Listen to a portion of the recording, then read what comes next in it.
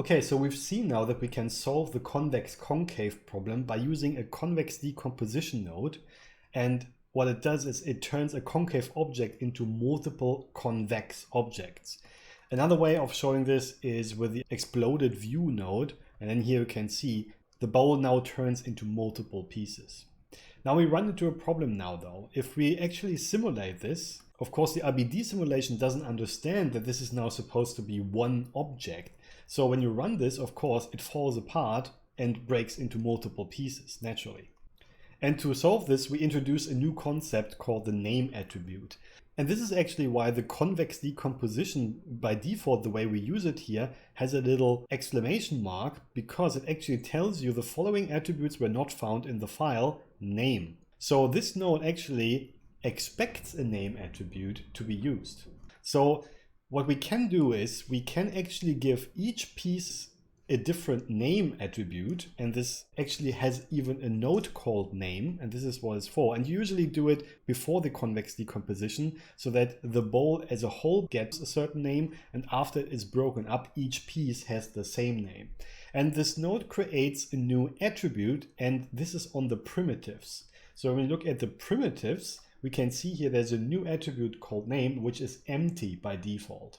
So we have to make sure we actually type something in here, for example, bowl. And now you can see every single primitive, faces in this case, will get this name attribute. And after the convex decomposition, that's still true. Still, every face of my object here has the attribute name set to bowl. And that means the bullet solver now knows, oh, everything that has the same name is considered the same object. And if I run this now, you can see it calculates it as 1. And this is a very important concept for RBDs. And that this name attribute is really important, you can tell, because there's a node for it. But we can also do it ourselves. We just have to remember, when you do it directly on the geometry, you have to do it on the primitives. And as we've seen, we gave it a name, not a number or anything. And that means, of course, we're talking about a string attribute.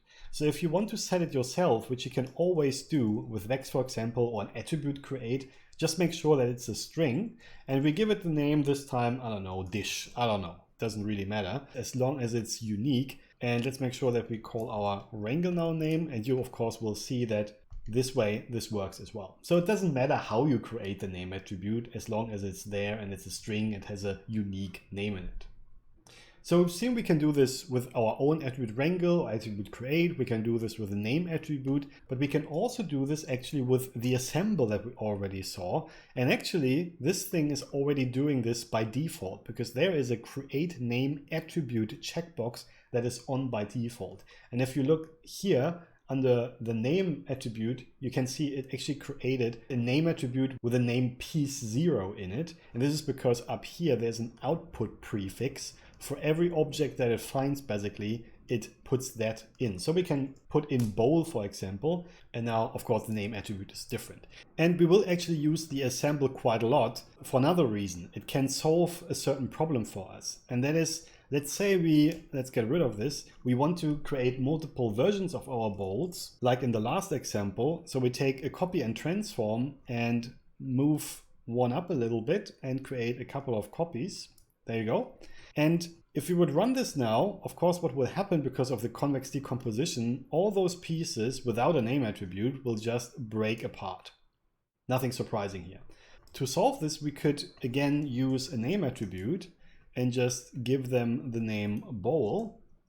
But what happens now is that because they all get the same name attribute, they are now considered the same object. So it doesn't understand that those are supposed to be 4 bowls because they all have the same name attribute. So what we can do here though, with the help of the assemble, just like we saw before when we pack something, is clever enough to find separate objects and give them each a separate name. So if we look here, we have bowl 0, we have then later on bowl 1, bowl 2 and bowl 3. And this explains why we had this 0 before for a single bowl, because it automatically can assign names for multiple objects based on the prefix. And this now allows us to use the convex decomposition afterwards.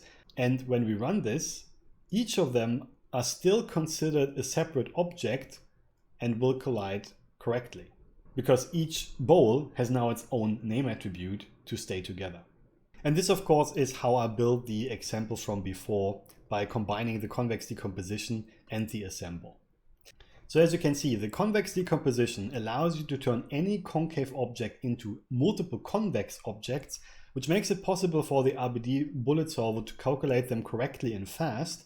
But if you do this, you run into the problem that you now have multiple pieces, and the trick is to use a name attribute for the RBD bullet solver to recognize them as the same object, which works fine by just using a name node, for example. But the problem is when you have multiple objects, then this technique doesn't work anymore. So this is where then the assemble comes in, which does the same thing. It assigns a name attribute based on the objects it finds, which are then convex decomposed, and then the whole thing works correctly, and each bowl gets its own name while still being broken up into convex pieces. So as you can see, the whole thing starts to become a little bit more complex than it seemed in the beginning, and we will use this technique in the next couple of videos more, of course. So for now, I hope this is helpful. Thanks very much, and see you later. Cheers.